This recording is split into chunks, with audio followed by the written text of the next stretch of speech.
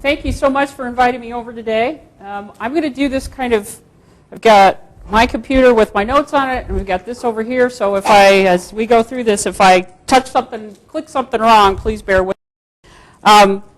This is great. We arrived a little bit early, about an hour ago, and drove around campus, and it's the first time I've been on campus, and it's a really nice campus. I will say that coming from a Big 12 school just west of here, go Mizzou, but I won't hold that against y'all because I don't think we've been doing so great against you in basketball for very long lately. But I was raised in St. Louis, so I'm pretty familiar with Illinois and that type of thing. But as Nancy mentioned, I got my start as a zookeeper at the St. Louis Zoo long time ago, and just became fascinated with what we can do for conservation and how we can link people to wildlife by getting people to see those animals up close and personal. We feel that it's critical for that to have that experience. You can experience wildlife through watching TV, getting up close and seeing them and interacting with them and really understanding them, I think, is critical. So I'm going to talk about a couple of different components of sustainability in our profession. I'm going to talk about sustainable wildlife in terms of the need to have animals in our zoos to act as those ambassadors for their counterparts and some of the challenges we face.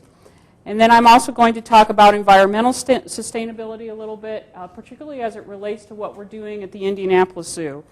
One of our goals at the Indianapolis Zoo is to actually really engage people in wildlife and appreciating the natural world and appreciating exotic animals as well as native wildlife.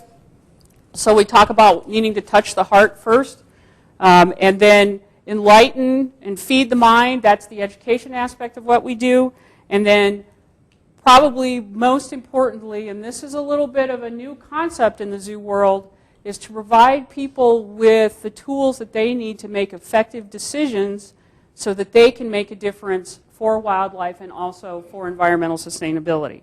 So in the zoo field, we talk about conservation. We talk about linking our animals that we care for in a zoo setting as ambassadors to their counterparts in the wild. So on a very, very basic level, we see the animals in our collections as part of our toolbox in order to link you as the guest or people pre and post visit to the zoo to animals in the wild. It's that connection. It's that providing that connection that leads to the ultimate call to action, which leads to action on all of our parts to preserve animals in the wild. Okay? Now, first of all, I'm going to talk a little bit about animal sustainability, and that might be kind of a little bit of a different concept for you all, just in terms of sustainability. Historically, prior to the 1970s, when zoos, for those of you, I don't know how many of you are interested in zoos or have looked at zoo history, zoos didn't really have a very good reputation. We would go out, historically collect animals from the wild, bring them back in, exhibit them, oftentimes not in the best conditions, quite honestly. And it was really in the 1950s and the 1960s that you started to see development and improvement in the way that we care for animals. We started to look at things like health and husbandry and social behavior in animals in a zoo setting and that type of thing. And so in the 1970s, what we first started to do was begin really shifting away from just going out and collecting animals in the wild. That's when you started to see this, oh my gosh, we're not going to be able to continue to just go out and collect all these animals that we want. We're going to have to develop these breeding programs, okay? So you saw the beginning of the development of these cooperative breeding programs that we see that are so vitally important to what we do in the zoos in terms of animal sustainability, all right? And then also you started to see the development of computer software, and then ultimately something that we call, in our field, stud books. And so I'm going to talk, just as an illustrative example of a couple of things, about clouded leopards in this context. Clouded leopards, for those of you who may not, everybody know what a clouded leopard is? No? All right, good. Clouded leopard is a medium-sized Southeast Asian cat that is highly endangered in the wild, and there is a very strong zoo-based breeding program for this species. And for about 18 years, I led the breeding program for this species. So when we decided that we needed to establish these cooperative breeding programs, the first thing we needed to do was develop what we call a stud book. A stud book is simply a database of all the animals of that particular species that you would find in a zoo, either throughout North America or in this case throughout the world. So literally what it is it's a giant registry. Okay? It has all of the information about the individual animals, where they were born, when they were transferred, when they died. You also can do analysis on how many offspring they had, et cetera, et cetera, et cetera. So you can see in this particular case, if we look at the, let's see, here's the pointer. If we look at the Minnesota Zoo, and this is from 2008, the Minnesota Zoo at that point in time had 3 clouded leopards. They had a male and 2 females. These are very unique, what we call stud book numbers. Their birth date, their sire and dam stud book numbers, where they were born, when they were transferred, some details on who actually owns the animals, their name. There's a lot of other information that you can utilize in this with these stud books. Now, what we saw is the development of all of, oh my gosh, probably now there's probably over 600 to 700 stud books for individual species. Okay, so in the 70s we started really looking at how are we going to keep track of all these animals so that we can make sure that when we are breeding these animals, we're not developing, we're avoiding things like inbreeding, et cetera, et cetera, et cetera, because we began to understand that we needed to develop these sustainable populations in a zoo setting, okay, all across all taxa, all right, not just for mammals. There's a stud book for partula snails, which is a little tiny Asian snail. There's stud books for whales, just all over the map, all variety of birds, et cetera, et cetera. So in the 1970s, you really started to see these cooperative breeding programs develop, all right? And then in the 1980s, through still today, we have what we call species survival plans, which are SSPs, and population management plans. They're 2 breeding programs that bring together all of the animals of a certain species, okay, under one umbrella of management within the zoos. Now, the American Association of Zoos and Aquariums is our accrediting organization. All professionally run and operated zoos are typically accredited by the AZA, all right? And what the AZA does is they provide the framework under which we operate these cooperative breeding programs. So we really began to look at cooperative management. So, for example, the first SSP, or Species Survival Plan, was developed for the 3 species of tiger that we manage, subspecies of tiger that we manage in zoos. Amur tiger, Sumatran tiger, okay, and Malayan tiger. All right, those are the 3. And so we began to look at these animals and these species and manage their breeding for genetic diversity long term with, quite honestly, the hope for eventual reintroduction. All right, that was the long-term goal. You heard a lot about we need to maintain 90% genetic diversity for 100 years within this population so that we can eventually develop reintroduction programs. So as we began to develop those and as we began to move forward, we realized that doing that effectively requires several different things. It requires great knowledge of species biology, the animal's behavior, their medical needs, their husbandry needs, et cetera, et cetera. But at the same time, we began to realize that what we really needed to be doing was also linking those animals to the guests. All right, conservation education, really starting to go beyond just this is a tiger, this is where it lives, this is what it eats, this is how it makes babies, yada, yada, yada. Okay?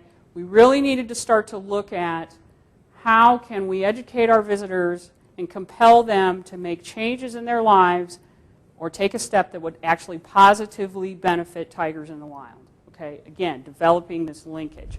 But again, we are beginning to develop and really ramped up our efforts to maintain a sustainable population of these species in our zoos.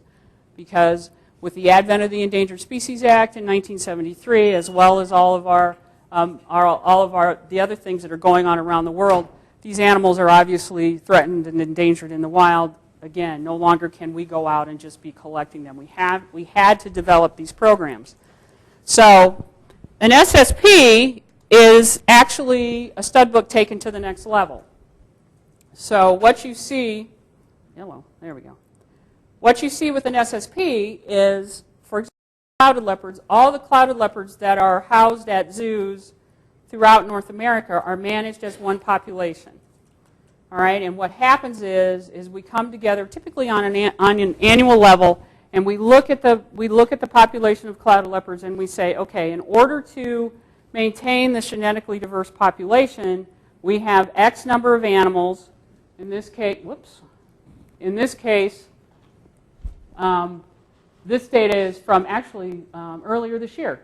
We have we have 66 animals, 31 of which were excluded from potential breeding population. They're usually older animals, animals that maybe were spayed or neutered or have some health problems. With clouded leopards, there's some behavioral challenges with managing them. So we had an effective size, breeding population size of 35. Our target population size is 100. Generation time just tells you typically how long between each generation, and then a potential growth rate. All right. Now, the historic growth rate is actually anything below 1 is not good. That means the population is decreasing. Anything above 1 is actually hopeful. So, and then we look at genetics is critical. We look at the number of founders. That means the number of unique animals whose genes are not shared in the population, and the percent of genetic diversity maintained or retained within the population. As you can see, this is pretty low. We want this to be 90% or above. All right. Given if we were able to breed all of these animals, all 35 of these animals, to their fullest potential from a genetic standpoint, just with this group of animals, we would be able to maintain 93% genetic diversity over the next 100 years. All right? So that's the goal. And then there's some other, we look at a lot of different genetic parameters within these populations. So what literally happens is, what literally happens is we look at each individual animal in the population. Lots of pretty graphs. And we say, okay, for example, Alexandria Zoo, they have Risha and Melee, and we want them to breed, okay? No, that's a poor example. As you can see, there's a lot of older animals in this population. Let's look at one that's got some hope. Here we go. Houston's a good example. We all come together and we say, okay, we want to breed some of these animals to increase the genetic diversity, or in a lot of cases, we're facing demographic issues. We're facing the idea that if we don't breed some of these animals, no matter how genetically diverse they may be, in 5 or 10 years, our population is going to begin to crash. And that's actually what is happening with this population. We really need to ramp up the breeding in order to be able to maintain a sustainable population into the future. So we look at each individual animal and we say, okay, Houston, we want you to actually send this female, who I know for a fact is post-reproductive, to another zoo, because they're going to send their female to yet another zoo, but they need a female for their exhibit, all right? So, okay, send Melee to Alexandria, not to breed, but then receive a female from Cincinnati to breed with the male that you already have. By breeding these two animals, that's a good genetic matchup, all right? And so we think that if they breed and produce kittens, that will help increase the genetic diversity of the zoo-based population, all right? So we go through literally, and this is actually a pretty easy one because there's less than 100 animals in this population. So we all come together, all the zoos send representatives to these meetings. We come together once a year and we literally do a master plan that outlines our efforts with breeding and management in order to develop these sustainable populations. Okay? So this is 100 animals. Tigers, it's about 400 animals. Lions, it's about 400 animals. So you can imagine there's a lot of discussion that goes on, et cetera, et cetera. So these are, right now, there are about 200 or so species survival plan programs for animals in our zoos, as well as population management plans, which is just a very similar program to this. So we've got 200 different species or subspecies that we're managing very, very closely in order to achieve the sustainability of these populations in our zoos. So that's a major focus of what we do. Now, having said that, husbandry and welfare play a very, very large role in this as well. We can't just look at these animals and say, we're just going to put them together. I mean, you all know that. There's so many different factors, behavior, medical, social issues, habitat issues, our exhibit issues, et cetera, et cetera. So at the same time, we began realizing that these are very, very important components of what we do, and also the welfare of these animals is really, really first and foremost in everything we do. All right? Zoo people are zoo people because they love animals. All right? And we've dedicated our careers to providing the best care that we can for these animals. And so that is always first and foremost in our minds as we go through this. But what we began to do is we began to look at what we call husbandry or animal management, and we all began to come together for all these different species and develop these metrics and develop these best practices. Again, in order, the ultimate goal is to achieve sustainability of these populations, correct? So we look at everything from analyzing their natural history to how do we provide the best diets for these animals? How do we provide enrichment? Enrichment is critical. Enrichment refers to keeping these animals not only physically well, but also psychologically well, providing them with as much opportunity to exercise their normal social and physical behaviors that they can in a zoo setting. Okay? So we develop all of these metrics and all of these best practices, and we bring these together in these, what we now call animal care manuals. What's the best way that we can care for these animals in order, again, the ultimate goal, connect them to our guests, connect our guests to their wild counterparts, and provide sustainable populations for them in a zoo setting. So, again, this is also something that is part and parcel and critical to what we do. And these are developed for animals in a zoo setting for everything from fish species on up to tigers, to elephants, et cetera, et cetera. So we look at everything. This also encompasses exhibit design. This is a lion exhibit at the John Ball Zoo in Grand Rapids, Michigan, where I was for 22 years. And there's kind of a neat story. When we developed this exhibit, we wanted to really talk about the lions of Lake Manyara, which is in Tanzania. And lions typically don't climb trees. They're pretty clumsy, actually. They're big-bodied animals. And you don't see them up in the trees, but they've adapted in this region because of the heat, because of the insects, to climb up in the trees to get out of the heat, to get away from the bugs.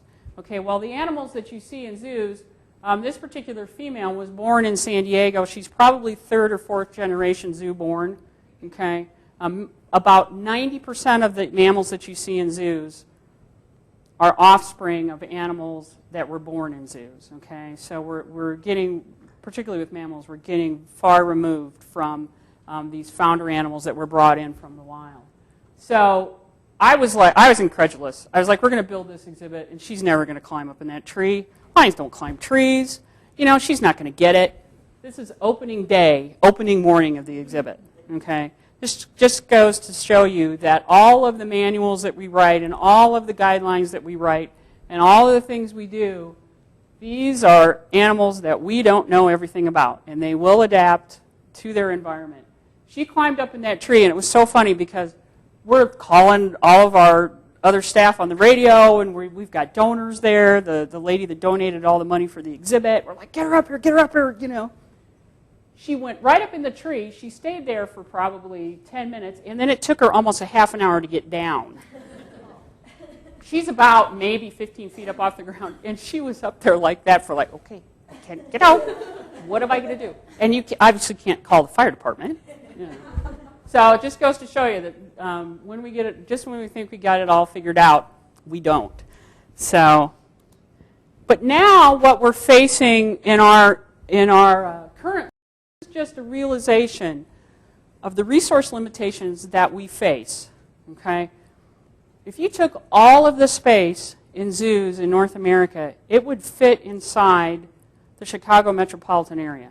All right? We don't have enough space. Okay? So we have to look at the realization that we have to start prioritizing some of these sustainable efforts for these captive populations. All right? So if you look at, everybody knows that everybody wants to see elephants in a zoo. Elephants require large amounts of space. They don't require huge amounts of space, but they do require space. Okay? So in order to engage and enlighten our guests, there are going to be certain species that we are going to have to be able to exhibit effectively and breed effectively in our zoos. Okay? So what we are literally doing right now is reevaluating these species survival plan programs to see which ones are currently the most sustainable, okay? Which ones have already achieved that 90% genetic diversity and can maintain that over a long period of time. Which ones can't? And so what we're doing is kind of a triage in reverse. For those populations that are sustainable already, we are going to make sure that we continue along that sustainability line. We don't want to go backwards. We want to make sure that we have space and resources and expertise and that type of thing to continue along that line. That's critical. So our efforts with, there's a lot of developing population planning software. Actually, we have a population management center out of Lincoln Park Zoo in Chicago that does most of our population planning, produces most of those documents that I just showed you. All right? So we are going to make sure that for those populations that are currently deemed sustainable, we are going to make gosh darn sure that we really, really, really continue that. Now for those other populations, and there's hundreds of them, all right, we are going to encourage the program leaders, because there's a designated program leader for each one of these species population plans. We are going to make sure that they have as many resources as they can to go out and be entrepreneurial, to start to really work with maybe private facilities or sanctuaries or nature centers or facilities overseas that may have access to a lot of this expertise that we may not have here in North America, to really open it up so they can go out and develop these sustainable populations. If you can imagine, it's really, really easy to go out and get support and to get people jazzed about maintaining tigers in zoos. Okay? Everybody loves tigers. I love tigers. I think they're great. I'm, as you can tell probably by now, I love cats. It's really difficult if you're the program manager for the, let me pick one that, for the tokay gecko, for example, all right? You know, they're cool. I love tokay geckos. They're great. But you go to your boss and you say, I want to develop a breeding program for tokay gecko because I think everybody's going to want to come to the zoo and see tokay geckos. Your boss, quite honestly, is probably going to look at you and go, okay, prove it to me, all right? So to open it up for these program leaders to really, really use their resources to the best advantage, to get people jazzed about geckos and get people jazzed about some of the ungulate species, sheep and goats and those types of things. We're shifting more towards that kind of a model where we're really concentrating the limited resources we have, and I will tell you now that the economic downturn that happened to all of us in 2008 really, really adversely affected zoos. Okay? Several of us suffered serious funding cutbacks, and so we've really had to look at that and say, okay, what's the best way to concentrate our resources? So at the same time, we are really, really going to focus even more so than we have in the past on conservation of species in the wild. All right? You can go out and with very little money do a whole heck of a lot to conserve frog species in South America. All right? And maybe that's what we need to be doing for certain frog species versus developing these captive breeding programs for them. Our efforts for a sustainable population in the wild might be, it might be better to put those efforts towards that for some of these species than to try to exhibit every single thing that we find on Earth in a zoo setting. Okay? So it's really looking at our resource limitations and making sure that these programs are maximized for their most effectiveness in terms of long-term sustainability in a zoo setting for these animals, but also conservation sustainability and preserving these animals in the wild. All right? So again, this conservation component is critical for the lesser-known species. It's also critical for elephants and tigers, and I'm not trying to diminish that effort at all. It's also critical for what I think is very, very important is capacity building. Capacity building in the countries where these animals live and range. Okay? So to that end, we've actually, we actually have developed what we call regional collection plans.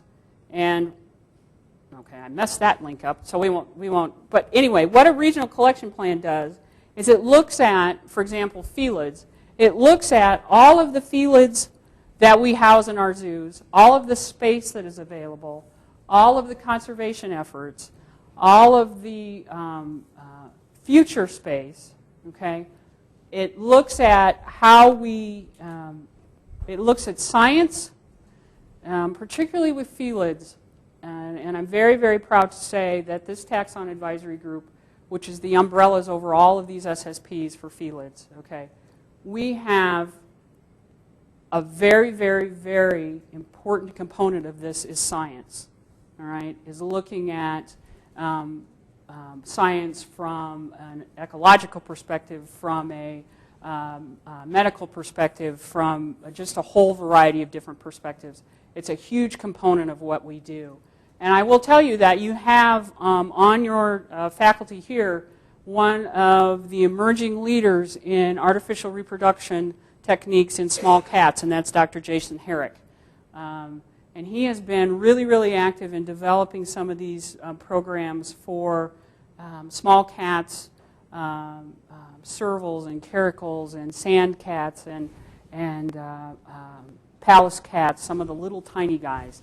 And he's just great. So we look at this now from a very holistic approach that brings together science and husbandry and conservation and education and capacity building. So every single one of those 33 species of felids is evaluated as to where should we concentrate our resources, where's the interest, how are we going to move forward with this through time, how are we going to develop these sustainable programs, and we literally have to prioritize like everybody else. Okay?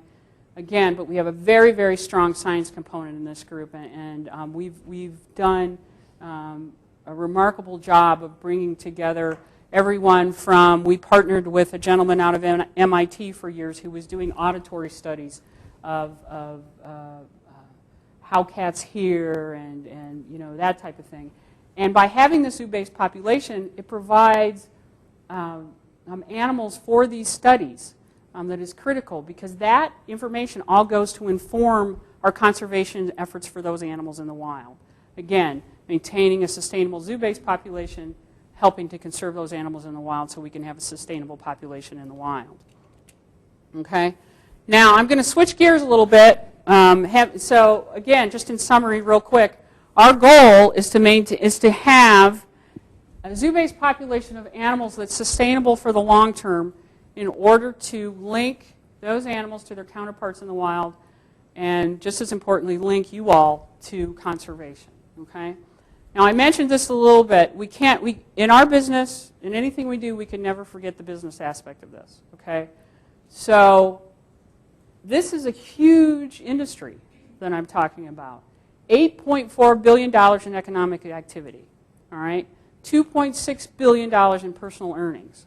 126,000 jobs. This is looking at the 250 zoos that are accredited by the American Zoo and Aquarium Association.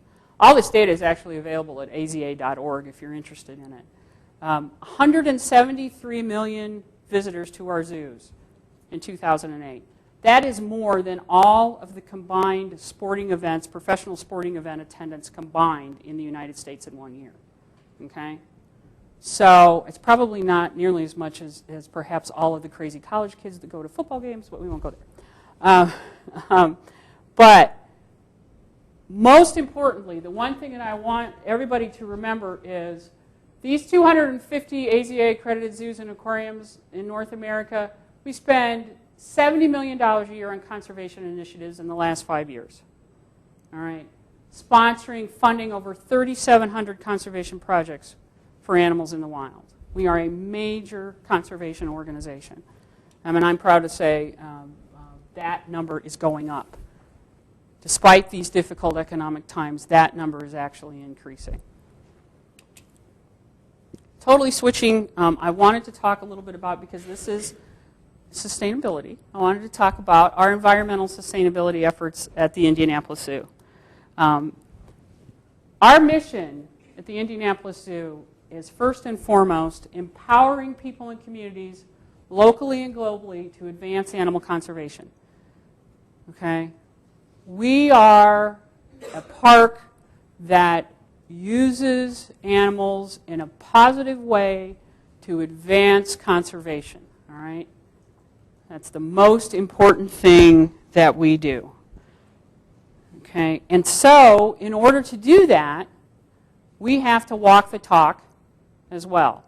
If we are going to be a conservation organization, we have to show ourselves as a conservation organization.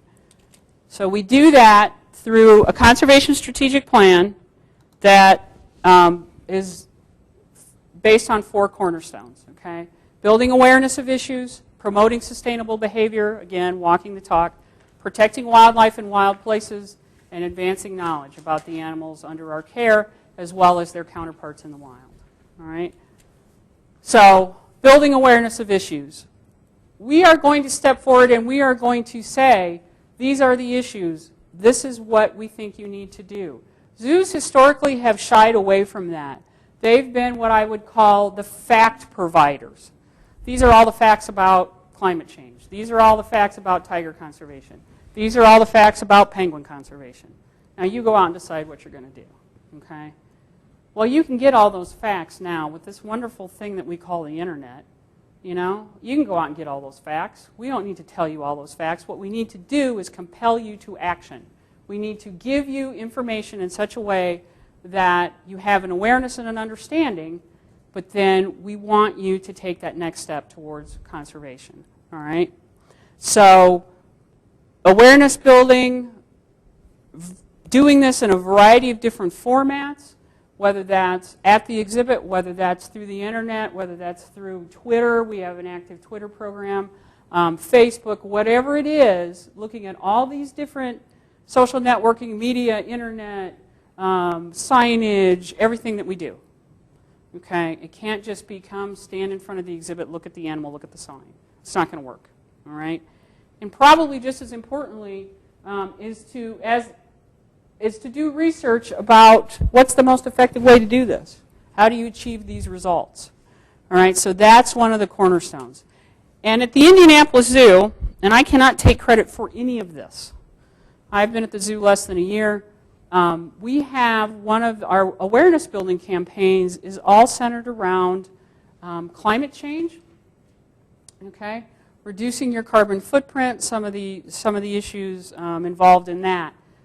I'm sure most of you are aware, not too long ago there was actually a survey, a variety of studies and surveys have been done. Climate change is a really difficult concept for people to understand. It's very complicated, okay?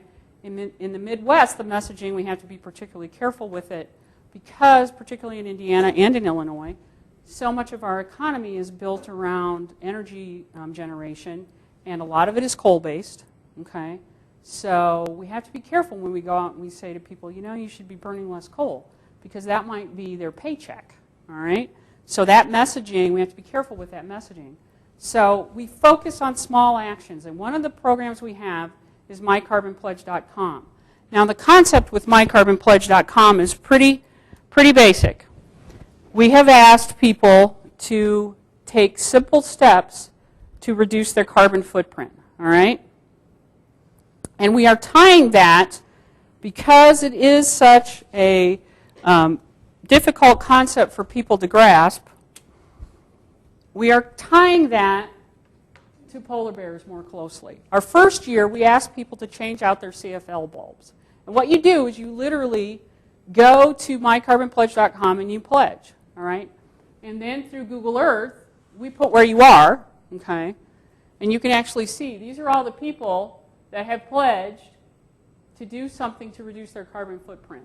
All right, the first year it was change out your CFL bulbs. That was our ask. We asked you to pledge to do that.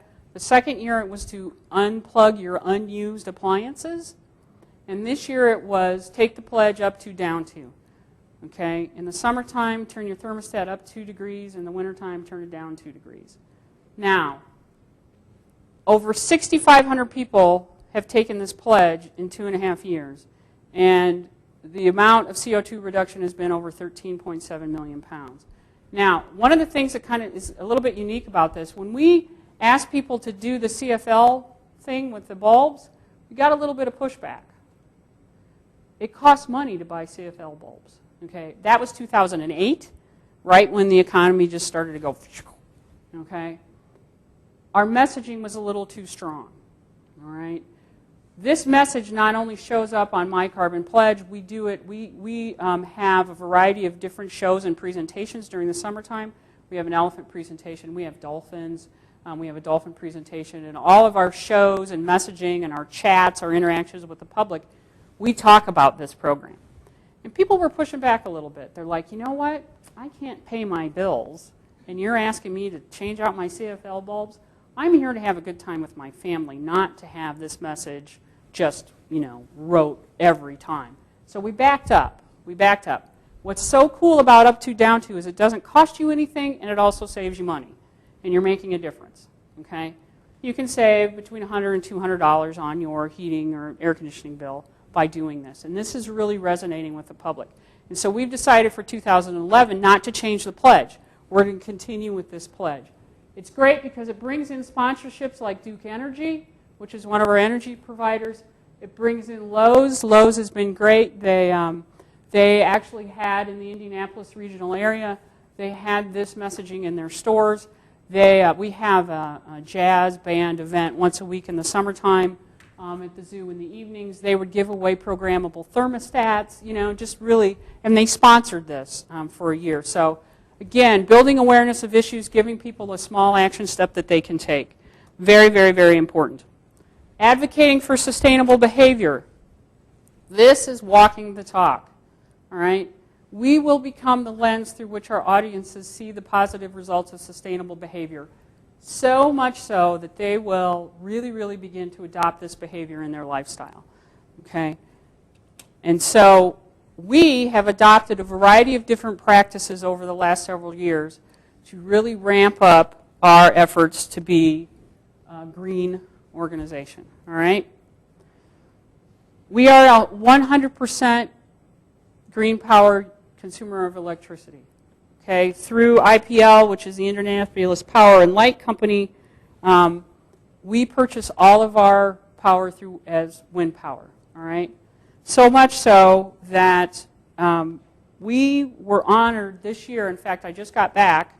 I went to an award ceremony in October in Portland, Oregon. We received the Environmental Protection Agency's one of their 14 Green Power Energy Purchasing Leadership Awards. It's the first zoo that's ever won this award. And we were in the same room with, and I don't know how many of you realize this, Kohl's, the big department store, buys most of the vast majority of their energy is bought through green power. Whole Foods, Variety of Chicago Public Schools was a winner. So a variety of different organizations. So we are very proud that we've made this decision. We also have a very, very strong recycling program at our zoo. 6.5 tons of paper, 24 tons of cardboard annually, usually on average, 4 tons of glass, aluminum, and plastic. All right, this is staff as well as public. Ray's Trash Service is a great partner in this effort on our site. They're the local trash providing service in Indianapolis.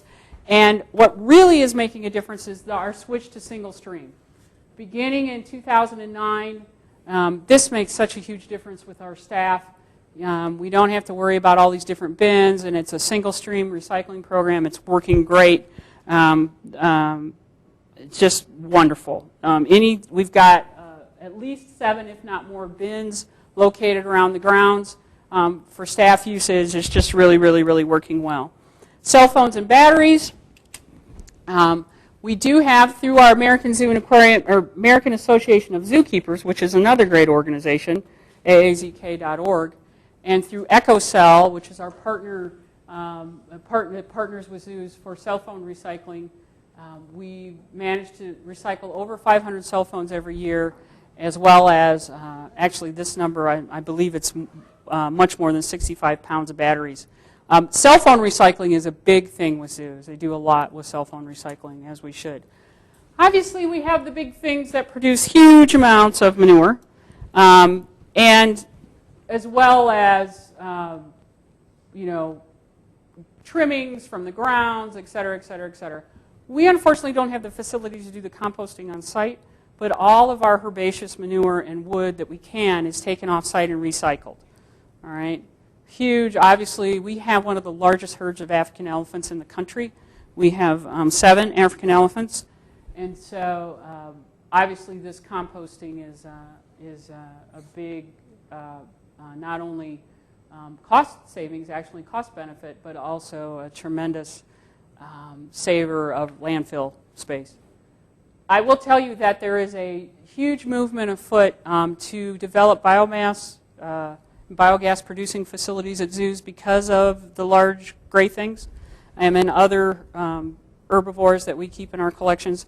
I would encourage you, if any of you all are interested in this, to go to the Denver Zoo's website. They are developing a new elephant exhibit that will utilize biogas, I believe, to power a large portion of the new facility.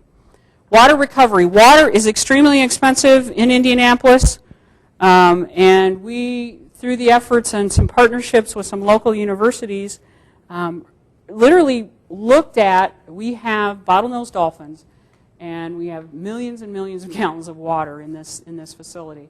And so we looked at our backwashing system, we looked at our filtration system, we looked at how we were filtering the water, when we were filtering the water, and through some great initiatives and great efforts on the part of our operations staff and our marine mammal staff, we just tweaked the way that we backwash this system a little bit, all right? And so we've saved over 4 million gallons of water a year. Okay, now, yes, that's important from a cost-saving standpoint, but it's probably just not if it's more important from a water resource conservation standpoint. Recycle and reuse of exhibit materials. Every time we build a new exhibit, we're looking at, obviously we have to clear the land in many cases. We're looking at what can we do to recycle and reserve these materials, reuse them. For example, when we built the cheetah exhibit, these fallen logs and some of the fill and some of the features of the exhibit were recycled from the land that we had to modify in order to build the exhibit. Okay, so over 110 tons of recycled or reused materials in this exhibit. Community outreach is another big deal of what we do. We have 2 recycling weekends a year, over 45,000 pounds of electronics that we recycle every year. We also provide the opportunity for people to bring their documents in to have them shredded. People love this event. I mean, they pull up, as you can see, they pull up in their trucks and their pickup trucks and their old computers and their old television sets. It's just great. Telephone books the same way. And probably and I'm just going to move through this because I think I'm probably running, yeah. One of the things that I want to talk about is our conservation programs. Again, the Indianapolis Zoo, these are our primary conservation support projects. We support a project that's looking at corridor enhancement in Tarrant-Gary National Park. Reichard's iguana, which is a species found down in the Dominican Republic. Tiger conservation support. We're very active moving into a new Amur tiger conservation project that I'm very pleased to be able to say we're going to provide quite a bit of support towards. And also the African Wildlife Foundation through support of some lion projects over there. So just direct support, just giving money to these projects, over $100,000 a year on the part of the Indianapolis Zoo. Tiger conservation, I'm not going to speak about this, but I just recently got back from Primorsky Krai in eastern Russia, looking at, this is Dr. Linda Curley, who's been doing Amur tiger conservation for about 15 years over there, and looking at a small preserve in the southeastern part of the country down here. This is Lazovsky Zapovednik. It's a small government-run nature preserve, looking at and tracking the 12 to 15 tigers that actually live in that preserve. And the zoo has been just started a support program. She utilizes primarily camera traps, and also is really actively looking at incentivizing the forest guards that manage to live on about less than $100 a week when they do get paid. Oftentimes they don't get paid. And through the use of technology, they're really being able to incentivize these guards. This is just a GPS. He goes out on the preserve looking for poachers. Poaching is a huge problem with these tigers. And it's just a way for him to document that he's actually been out on patrol. Two last things really quickly. I talked about sustainability and calls to action. This is a really cute thing that we did. We have this new cheetah exhibit. This young man is actually racing a cheetah. We opened Cheetah the Race for Survival exhibit in May of this past year, and this is a track. We live in Indianapolis. Racing is a big deal. And this track, what you do is for 50 cents, you get to see how far you would run if you were racing a cheetah before the cheetah would beat you. Okay? And so the cheetahs, actually, you're not running against a real cheetah. You're running against an electronic set of lights up here that typically you get about 15 feet before the cheetah passes you. Okay? But sometimes, what's really cool, sometimes the cheetahs will race, the real cheetahs will race back and forth in the exhibit, which is really neat. If you're a little kid, man, they just love that. In the first 5 months that this exhibit was open, just from 50 cents a pop, we've raised over $11,000 that has gone directly to the Cheetah Conservation Fund. Okay, and this is a project in Namibia. And that has provided enough funding to care for 2 orphan cheetahs that would eventually be returned to the wild, and medical workup and release of 2 rehabbed wild cheetahs, and also care for a litter of livestock guarding dogs. This is a really cool program. What they do is they, Anatolian Shepherds are a Turkish breed, I believe, of dog that are guard dogs for livestock. And so the problem that you have in Africa with cheetahs is the ranchers and the farmers will retaliate against cheetahs if cheetahs come in and take their livestock, typically goats or sheep and sometimes cattle. So by providing these farmers and ranchers with these guard dogs, the guard dogs chase the cheetahs away, and that saves the cheetahs. So this program was developed to give these farmers and ranchers guard dogs. So this $11,430 that we've managed to raise in 5 months has helped support the care and placement of probably 3 or 4 livestock guarding dogs at ranches with the farmers. Simple things. And now we have little kids that come and they've got their 50 cents and I want to race a cheetah. I was here last week and I want to race it again. They come in the front gate, they head straight for the cheetah exhibit. They love it. It's great. And the last thing I'm just going to mention is the conservation stewardship programs. I would encourage you all to go to polarbearsinternational.org. This is an organization that is a private organization that has been doing a lot to support polar bear conservation. We are a partner with them on a variety of different projects. But this is a tree planting project that we did with a local school. Lowe's donated 150 trees. We went up to a local elementary school. Lowe's provided the trees, provided the labor. We helped with labor. We had a little education program for the kids. They planted the trees, all part of a program that Polar Bears International does called Acres for the Atmosphere. It's a great program. We go out to a variety of different farmers markets and festivals, and we have Conservation Station where we talk to youngsters about conservation stewardship and what they can do and how they can make a difference. We have this great game called Tropical Topple. You all familiar with Jenga? It's based on Jenga, and it's this great big thing. It's about 12 feet tall, and it's intricately designed and put together so to illustrate that as habitats fragment, if you pull too many components out of their habitat, the whole thing collapses. And the kids love it. I mean, it's just one of the most compelling things, and it really is a simple way to illustrate the point. So in closing, I just want to emphasize again, we are about, particularly at the Indianapolis Zoo, but zoos increasingly, we are about providing information and providing opportunities and compelling our guests to take simple steps, to take action steps towards conservation, whether that's environmental sustainability, wildlife sustainability, sustainability of our zoo-based populations. And I'm very quickly going to show you this, say thank you, and tell you there's a tiger in that picture.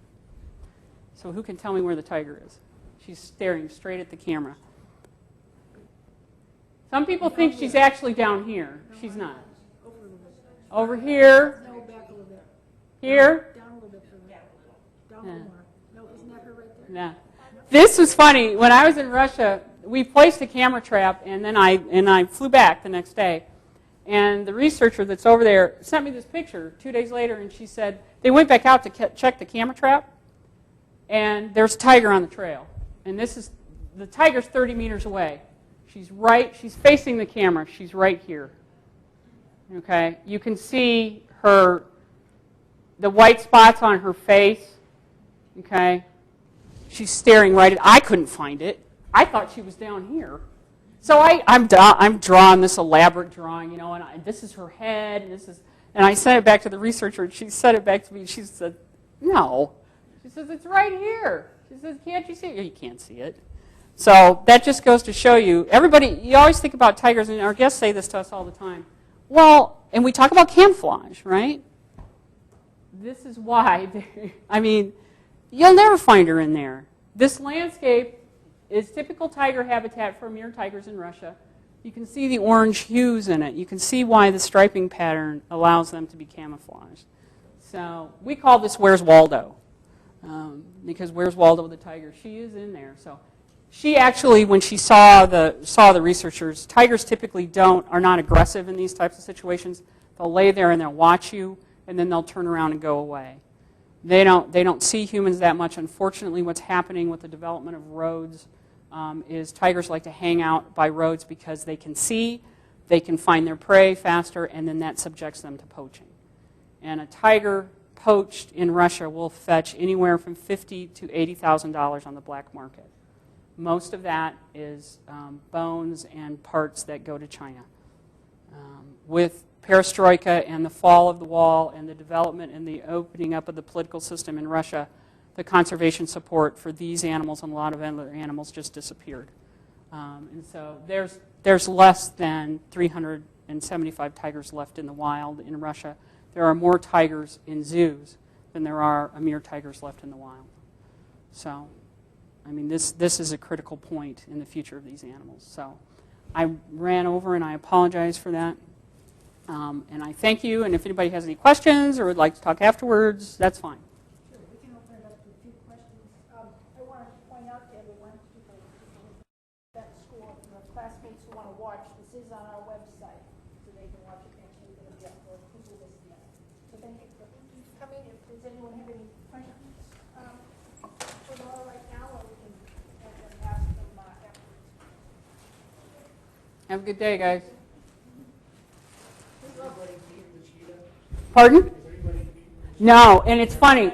That's really funny because when we started this, I spent a lot of time. This is why I tell every student, and I kind of wish they hadn't left, take all the math you can. Because I had to figure out how far, if the cheetah, and we had to cheat it. We had to adjust it, because if we didn't give the people a head start, they wouldn't have gotten 2 feet down the track. So I spent hours, formulas and all that type of stuff, to make it. Well, what we did was we brought out some runners from the local university to test it, okay? And I thought I had it all set, I thought, oh, this is great. Then we'll get, well, about the third time they ran down the track, they beat the cheetah, and I said, this is not going to work. So we went back and we readjusted it, and no, nobody's ever beat the cheetah. I will say it's set up so that nobody can beat the cheetah. I think if you had Usain Bolt or something like that in there, and you ran him against him, he might be able to. Cheetahs can run really, really fast for very short periods of time. They can't sustain a fast speed. It's a burst of speed, and then they're done. But they can accelerate from 0 to 60 in about 5 seconds. So, when they got to go, they got to go. They may only be able to run a couple hundred yards at that speed at the most. But, boy, they can ramp it up. And that makes sense. So I'm hoping nobody beats the cheetah. They keep trying, though. So are these kind of efforts typical of just the U.S. and maybe Canada and a couple of Western European countries, or is it more widespread?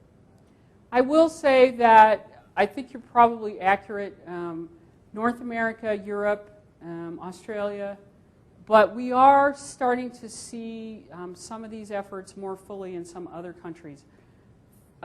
Throughout the world, in developing countries in particular, zoos are still in their infancy. But what we do quite a bit is we partner with zoos in those areas to try to help them with their resources. Some of the biggest challenges we face with those types of situations are the culture of the people that live in those areas. And it is extremely important. I'm involved in a clouded leopard project in Thailand.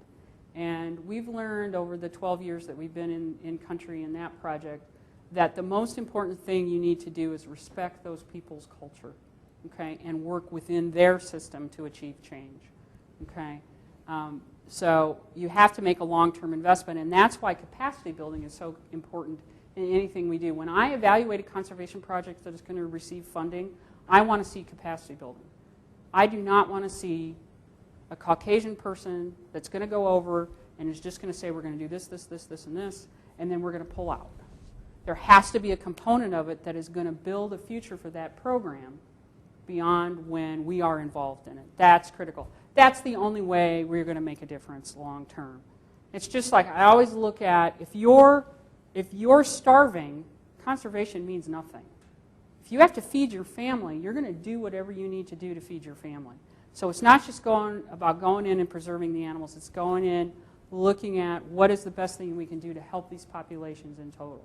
We're not going to save orangutans by just going in and saying you shouldn't cut down the forest. We're going to save orangutans by working with the Indonesians and the Malaysians and saying, okay, how can we help to build your economy or build in programs that support you so that you are not forced into slash and burn or whatever that situation might be. So that's how we kind of look at it. The zoos in other countries, it just depends. It really does just depend. But they're beginning to understand that. There's a big push now with education programs in developing countries and zoos. You'll see a lot of partnerships along those lines as well. Have you in your experience seen any pushback from a country that you're trying to work with? Or a program you're trying to work with? You will see some. It's fairly unusual. Usually the pushback is when we get too heavy-handed or when we go in and we want to see change right away. And I always equate it to the mountain lion situation in this country. As we develop, as we move out into areas, particularly in the West, where you see, you're starting to have all this human mountain lion conflict. All right, well, what are we doing, as Americans? What are we doing to reduce that conflict, or what are we doing? We need to be aware that the mountain lion in our backyard is no different than the tiger in somebody else's backyard, or the elephant that's coming through a village and decimating their crops. We retaliate against that mountain lion. They retaliate against that elephant. What makes us think that we're any better than those people? We're not. We need to understand those issues and work with them, not just go in and say, you shouldn't do this. It's a much longer-term process. Conservation takes a long time. There's programs in place that have been there for 30, 40 years in some cases. So. Has there been any effort to get the Chinese to support these activities in Asia? Yes. And I will tell you, particularly, it's interesting that you asked that question. Elephant conservation. Dr. Ian Douglas Hamilton, who has been the African elephant conservationist, he's been in northern Kenya for decades, is the 2010 recipient of the Indianapolis Prize, which is given out every other year. It's the world's leading award for animal conservation. It's a $100,000 prize that goes to conservationists that have had the greatest impact on the species that they work with. Dr. Douglas Hamilton is African elephant conservationist. He just recently traveled to China to talk to the Chinese about the ivory trade. And also there is a small population of elephants in southern China. There's about 300 of them left to try to talk to the Chinese officials about that. It's a very long-term thing with the Chinese. The challenge we face with the Chinese is a cultural challenge, and also the extreme explosion in the middle class in China. They're just consuming resources, and they can't keep up with it. So they see, I think on the whole, and I'm not an expert on China in any way, shape, or form, they see animals as a commodity much more so than we do. I meant not necessarily the population within China, but just the zoo. Oh, I'm sorry. Within China. Yes. Do they, Yes. They probably have much more leverage with their own government. And, Yes. And directing resources from China maybe to support efforts in Indonesia or Malaysia. Yes. So Yes. Where is that going? That actually is becoming much more robust, and you will see the Chinese particularly wanting to come to North America to work with zoos and learn and also develop those conservation programs.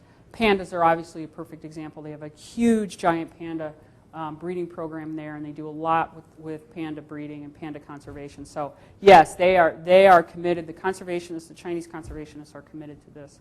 It's just working through the government system that's the challenge.